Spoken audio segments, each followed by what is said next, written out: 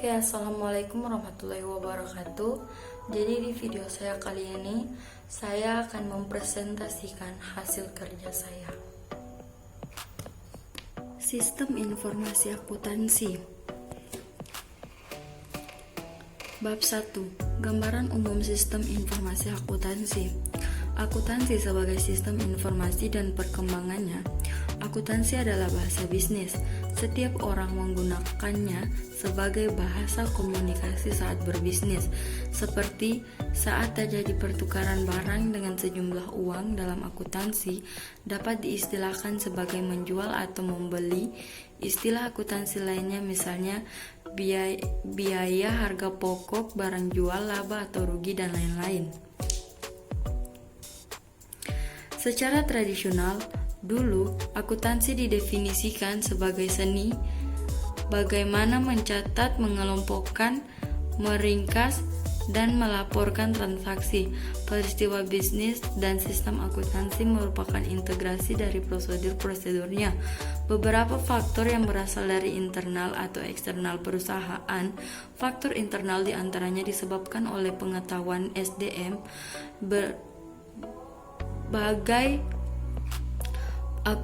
bagi akuntansi perusahaan yang belum mampu melakukannya dengan benar karena berbagai sebab seperti masalah kejujuran yang dengan sengaja memanipulasi data dan proses akuntansi untuk keuntungan pribadi kelompok atau perusahaan. Faktor lainnya berasal dari lingkungan dunia usaha dan mempengaruhi perusahaan. Misalnya tekanan dari pihak tertentu yang memaksa perusahaan untuk menjadi sponsor suatu kegiatan yang memerlukan dana cukup besar dengan konsekuensi hilangnya jabatan atau dibuat bermasalahnya perusahaan dengan alasan tidak dimengerti bila permintaan tersebut tidak diikuti. Walaupun telah menggunakan komputer, konsep sistem dalam sistem akuntansi di era ini juga belum begitu berkembang. Pemahaman sistem dalam sistem akuntansi masih tetap digambarkan hanya sebagai jaringan prosedur atau prosedur akuntansi yang saling berhubungan satu sama lain untuk mencapai suatu tujuan, yaitu menghasilkan informasi akuntansi yang diperlukan oleh pemakai internal dan eksternal dalam mengambil keputusan. Saat menerapkan sistem akuntansi yang dirancang sering tidak sesuai dengan operasi sesungguhnya yang dijalankan oleh perusahaan.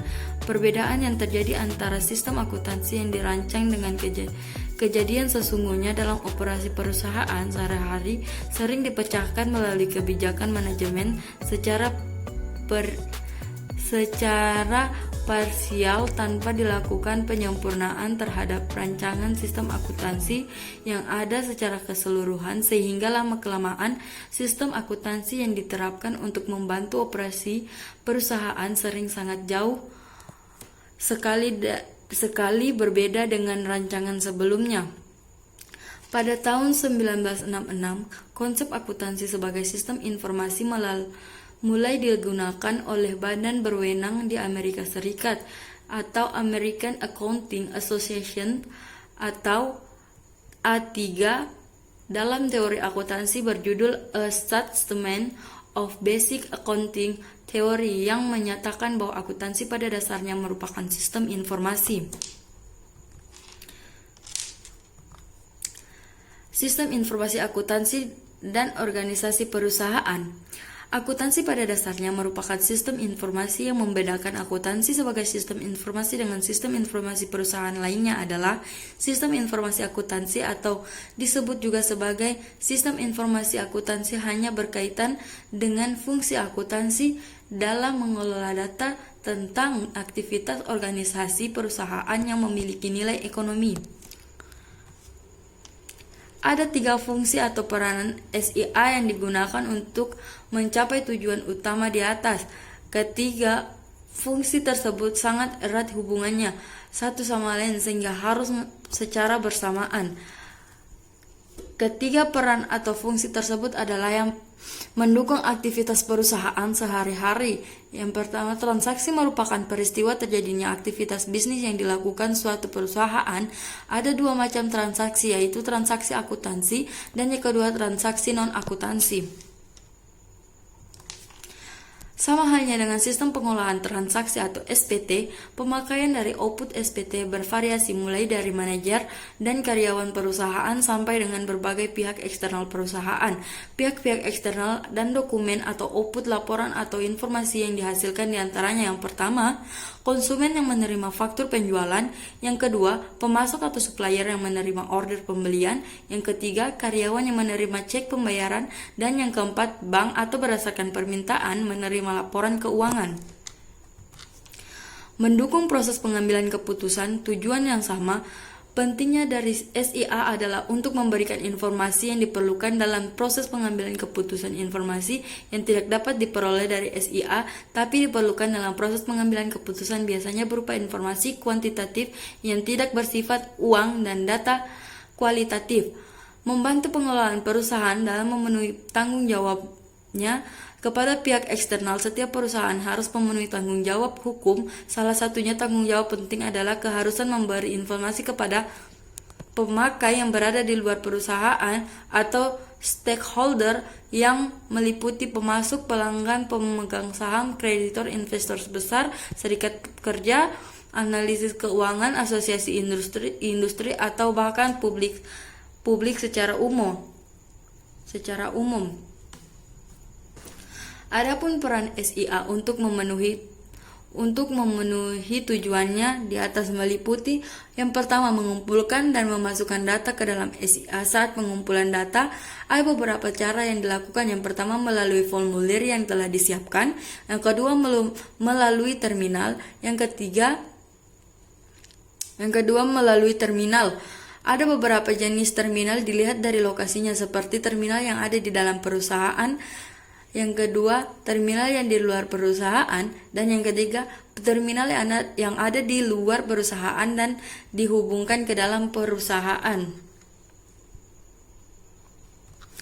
Mengelola data transaksi tersebut. Data yang sudah dikumpulkan dan dimasukkan ke dalam SIA melalui komputer biasanya mengalami serangkai pengolahan baik secara batch maupun secara online agar tidak menjadi informasi yang sesuai dengan kebutuhan. Selain perhitungan dan pembandingan dalam pengelolaan, ini sering juga dilakukan beberapa validasi untuk menguji keabsahan data dan pengelompokan agar lebih mudah dan cepat saat informasi disajikan. Menyimpan data untuk tujuan di masa mendatang. Data disimpan dalam berbagai cara penyimpanan data. Memberi pemakai atau pengambil keputusan atau manajemen informasi yang mereka perlukan. Informasi biasanya disajikan dalam bentuk laporan atau bila format yang diinginkan sering berubah-ubah, maka harus disediakan atau fasilitas untuk mencari data dan membuat laporan dengan format yang sesuai dengan kebutuhan mereka sendiri saat itu. Mengontrol proses yang terjadi. Pengontrolan dilakukan sejak data dikumpulkan, kemudian dimasukkan dan disimpan untuk proses, sehingga salah satu fungsi penting dari SIA adalah untuk mengamankan data sehingga informasi yang akurat dapat dihasilkan. Pentingnya informasi bagi organisasi perusahaan. Di era informasi saat ini, informasi sangat berperan di segala aspek kehidupan umat manusia, baik secara individu maupun secara organisasi. Semakin baik kualitas informasi dimiliki oleh suatu organisasi, maka akan semakin baik pula lah komunikasi yang terjadi di dalamnya. Dengan membaiknya kualitas komunikasi dalam suatu organisasi, maka semakin baik pula integrasi organisasi tersebut. Dilihat dari isinya, informasi akuntansi dapat dikelompokkan ke dalam 3 kelompok, yaitu scorekeeping yang berisi informasi yang menggambarkan aktivitas masa lalu. Yang kedua, attention direction yang berisi informasi yang dapat menarik minat para pemakai informasi seperti laporan varian yang menggambarkan penyimpangan kinerja yang seharusnya. Dan yang ketiga, pengambilan keputusan yang berisi informasi yang berkaitan dengan masa depan seperti Forecasting yang meliputi rencana tahunan, rencana strategik dan alternatif keputusan.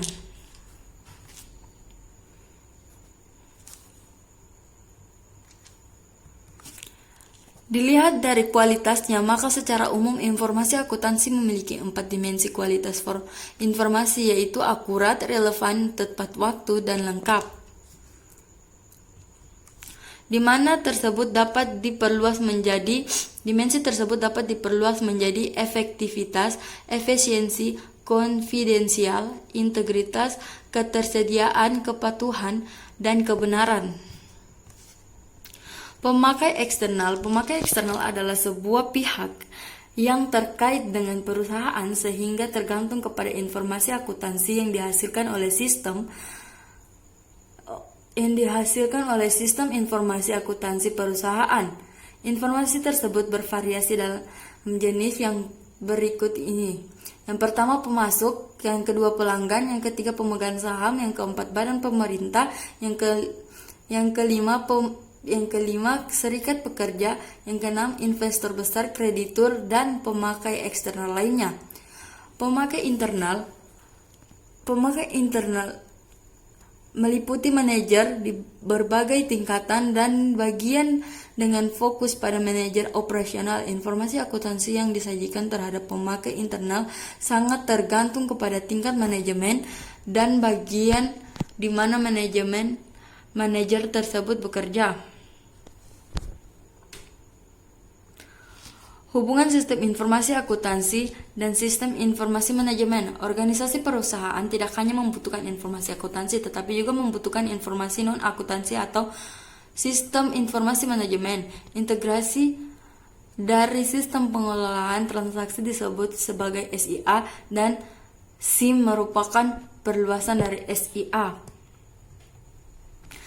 Pengendalian intern. Alasan utama melakukan pengendalian adalah untuk memberikan jaminan yang realistis bahwa tujuan setiap aktivitas perusahaan akan dicapai dengan risiko minimal.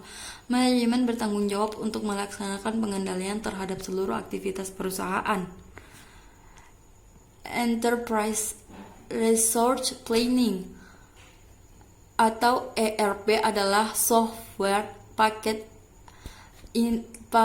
terintegrasi yang dirancang untuk memberikan integrasi yang lengkap terhadap seluruh data yang terkait dengan sistem informasi perusahaan. E-business dan e-commerce. E-business adalah aplikasi jaringan elektronik dan dengan memanfaatkan fasilitas internet untuk melaksanakan proses bisnis antara orang dan organisasi dengan organisasi. Pengembangan sistem informasi akuntansi. Pengembangan SIA harus menggunakan beberapa prinsip, metode, dan teknik yang tepat. Berbagai metode dan teknik perkembangan SIA yang banyak digunakan saat ini. Sistem audit informasi akuntansi. Audit informasi merupakan aktivitas yang dilakukan untuk menilai apakah SIA merupakan aset yang terlindung, melindungi aset, memelihara integritas data, dan mendorong agar tujuan organisasi dapat dicapai secara efektif dan efisien. Belajar sistem informasi akuntansi seperti halnya SIM dan konsep SIA pada awalnya bukanlah berasal dari hasil pemikiran bangsa Indonesia dengan budaya yang dimilikinya.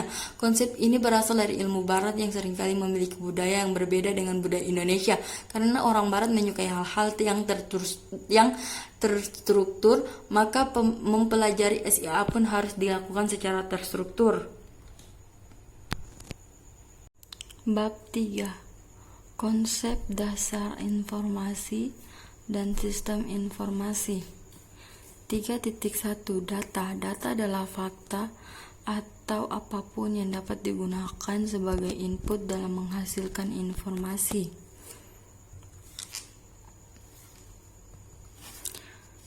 Informasi adalah hasil pengelolaan data yang memberikan arti dan manfaat ada 3 hal penting yang harus diperhatikan di sini, yaitu informasi merupakan hasil pengelolaan data, memberikan makna atau arti, berguna atau bermanfaat. Hubungan data dan informasi, bahwa pada saat tertentu data dan informasi berbeda, tetapi pada saat yang lain sesuatu yang telah menjadi informasi mungkin menjadi data pada pengelolaan selanjutnya, atau sesuatu yang merupakan informasi A tapi data bagi si B akan diolah lebih lanjut guna menghasilkan informasi. Dari peristiwa menjadi informasi ada 3 kemungkinan, yaitu kemungkinan pertama, informasi menghasilkan pengelolaan yang dilakukan oleh orang-orang diterima kembali oleh orang yang sama, dan selanjutnya beberapa detik kemudian diolah untuk menghasilkan informasi yang lain, sehingga informasi yang dihasilkan sebelumnya sekarang posisinya berubah menjadi data. Kemungkinan kedua adalah peristiwa tertangkap oleh seseorang kemudian diberikan kepada orang lain. Orang lain menerima informasi tersebut akan mengalami alur yang sama. Kemungkinan ketiga adalah proses pengelolaan dilakukan dengan menggunakan alat selain otak manusia, dan pengelolaan yang terjadi mungkin terjadi lebih dari 1 kali proses pengelolaan. Walaupun demikian, pada akhirnya informasi hasil pengelolaan tersebut akan kembali kepada manusia.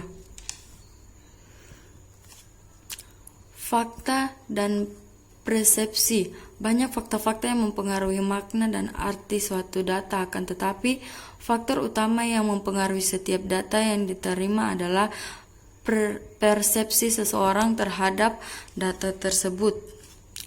Pengenalan pola meliputi aktivitas pengidentifikasian susunan yang kompleks dari berbagai macam rangsangan yang diterima oleh indera. Perhatian atau attention. Perhatian adalah upaya seseorang untuk menghilangkan rangsangan lain. 2 macam perhatian. Yang pertama perhatian terpecah, yang kedua perhatian terpilih. Proses pengembalian keputusan. Proses pengembalian keputusan secara terus-menerus diteliti oleh berbagai ahli disiplin ilmu, khususnya disiplin psikologi dan kecerdasan buatan. Ahli psikologi tertarik dalam mempelajari bagaimana manusia membuat keputusan. Bagi mereka, proses pengambilan keputusan merupakan bagian dari kegiatan otak manusia dan kognitif. Ilmuwan lain yang mempelajari kecerdasan buatan lebih tertarik untuk meniru perilaku manusia melalui pemrograman komputer.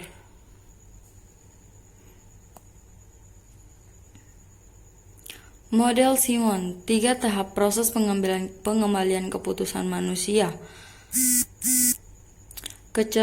Yang pertama, kecerdasan adalah kemampuan untuk menyadari atau menemukan sesuatu, misalnya masalah. Yang kedua, perancangan adalah kemampuan untuk membuat beberapa alternatif pemecahan masalah. Dan yang ketiga, pemilihan adalah kemampuan untuk memilih dan berbagi alternatif pengambilan keputusan yang dapat diambil. Informasi dan pengambilan keputusan. Yang pertama, informasi pada tahap kecerdasan. Tahap kecerdasan berfungsi mendapatkan pengetahuan tentang apa yang terjadi di dalam dan di luar perusahaan. Yang kedua, informasi pada tahap perancangan. Pada tahap ini diasumsikan bahwa semua data yang relevan dan dapat diakses tersedia untuk dianalisis. Informasi yang diperlukan pada tahap ini misalnya model statistik seperti regresi dan analisis varian, model riset operasi seperti program linear. Yang ketiga, informasi pada pemilihan. Ada 3 tipe informasi yang harus disajikan, yaitu yang pertama berbagai pemecahan yang dirasakan, yang kedua berbagai skenario dan hasil yang akan diperoleh sebagai akibat dari tindakan yang dilakukan, yang ketiga informasi timbal balik untuk monitor implementasi dari keputusan yang diambil. Informasi dan tingkatan manajemen. Informasi yang diterima oleh seseorang manajer suatu perusahaan harus relevan dengan apa yang harus dilakukannya. Jadi relevan sangat subjektif dan relatif, artinya informasi dikaitkan dengan relevan. Kalau informasi yang diterima sesuai dengan yang dibutuhkan, sedangkan kita tahu bahwa kebutuhan informasi dalam suatu perusahaan sangat beragam. Alat pengelolaan dalam sistem informasi. Sistem informasi yang pertama ada di dunia adalah sistem informasi ciptaan Tuhan. Yang kedua, sistem informasi yang berpusat di otak manusia dikenal sebagai kognisi. Otak manusia memiliki 2 macam memori, yaitu memori jangka panjang dan memori jangka pendek. Manual. Kebutuhan umat manusia dalam mempertahankan kelangsungan hidup dalam suatu lingkungan tertentu menuntut umat manusia untuk mampu mengingat lebih dari kemampuan otaknya. Karena itu, sejak zaman dahulu umat manusia berusaha mencari alat bantu yang mampu menambah kemampuannya untuk mengingat.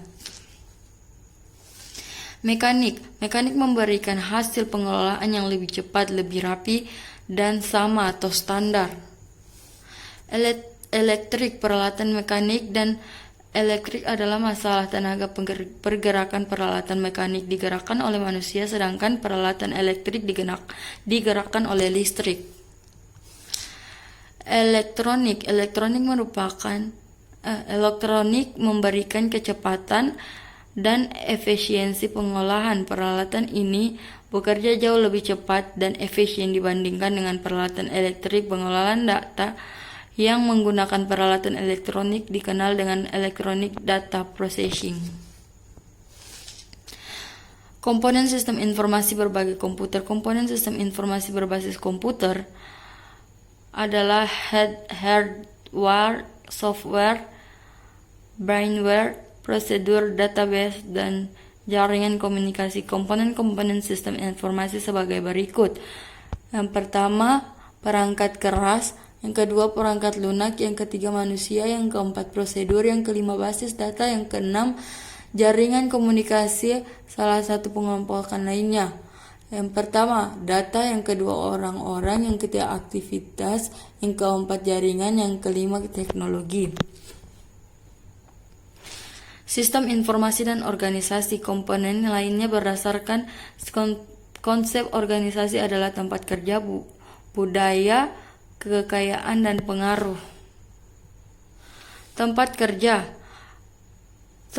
merupakan tempat di mana SDM membuat dan memasarkan produk dan jasa. Sumber daya manusia bagian operasional. Sumber daya operasional merupakan sumber daya yang berhubungan langsung dengan proses produksi. Budaya perusahaan merupakan cara-cara yang dilakukan oleh para karyawan dalam suatu organisasi yang dapat menjadi perekat sosial di dalam organisasi tersebut. Kekayaan perusahaan ada yang terlihat seperti mesin, uang, dan peralatan, dan ada yang tidak kelihatan seperti informasi, paten, dan hak cipta. Pengaruh timbal balik yang terjadi antara perusahaan dan lingkungan terjadi sebagai akibat adanya interaksi terus-menerus. Sekian dan terima kasih.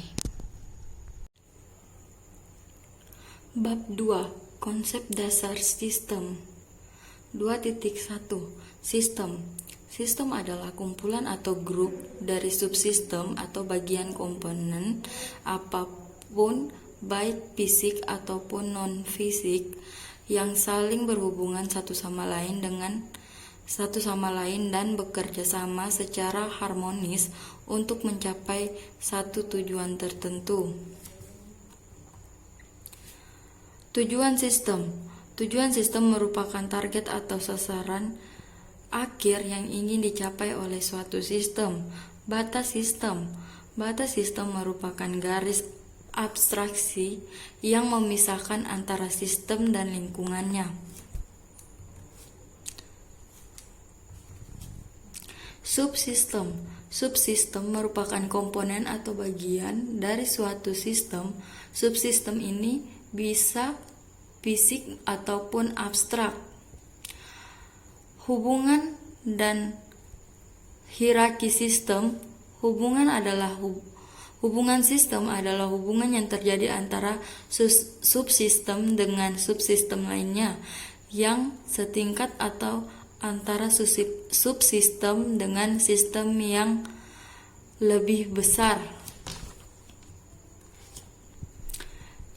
Input, proses, output. Tiga komponen sistem fungsi atau subsistem adalah input, proses, dan output. Input merupakan segala sesuatu yang masuk ke dalam suatu sistem untuk dapat diklasifikasikan ke dalam tiga kategori, yaitu serial input, probable input, dan feedback input. Probable input merupakan potensial input yang dapat digunakan oleh suatu sistem. Serial input merupakan input yang diperoleh sebagai hasil atau output sistem sebelumnya seperti yang digunakan pada gambar yang berikut. Feedback adalah data atau informasi tentang kinerja atau output dari suatu sistem. Feedback input merupakan input jenis ketiga. Input ini merupakan bagian output dari sistem yang sama yang digunakan sebagai kontrol. Yang pertama, positive feedback input digunakan sebagai alat kontrol untuk memperbesar.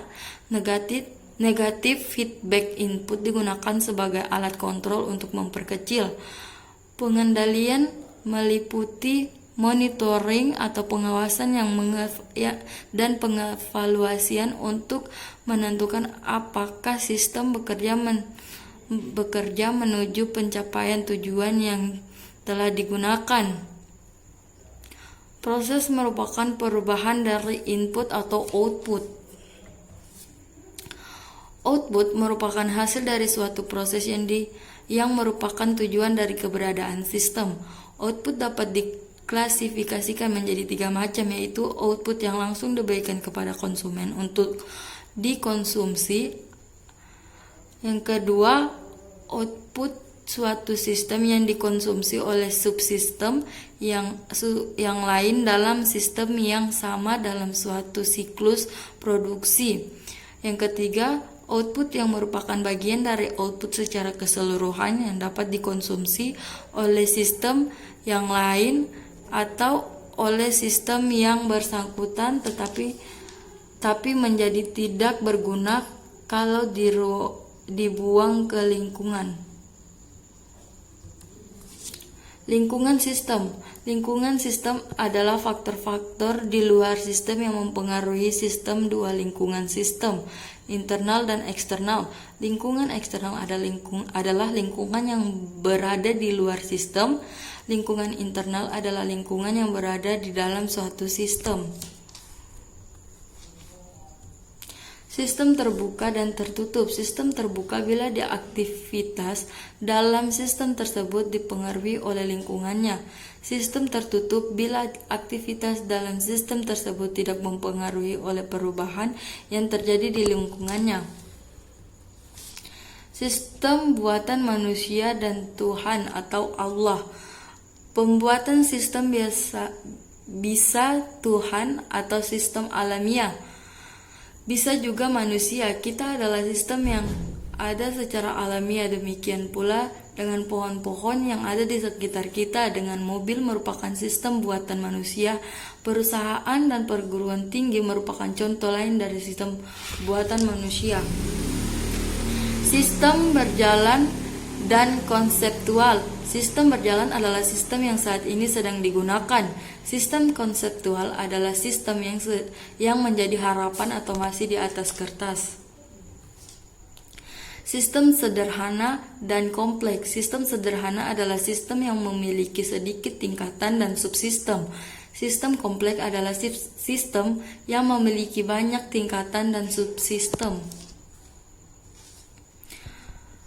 Kinerja biasa yang dapat dan tidak dapat dipastikan. Dapat dipastikan artinya dapat ditentukan pada saat sistem akan sedang dibuat. Tidak dapat dipastikan artinya tidak dapat ditentukan dari awal, tergantung kepada situasi. Sementara dan selamanya. Sementara artinya sistem yang hanya digunakan untuk periode waktu tertentu. Selamanya artinya sistem yang digunakan selamanya untuk waktu yang tidak ditentukan.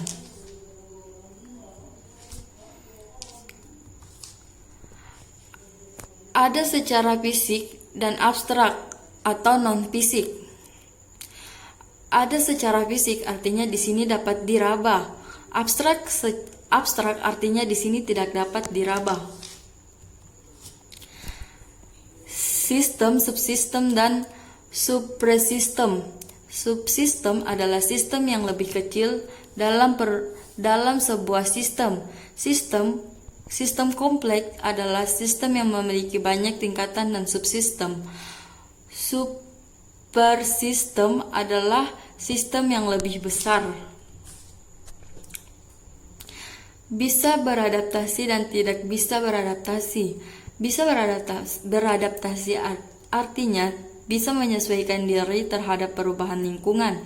Tidak bisa beradaptasi artinya tidak bisa menyesuaikan diri terhadap lingkungan.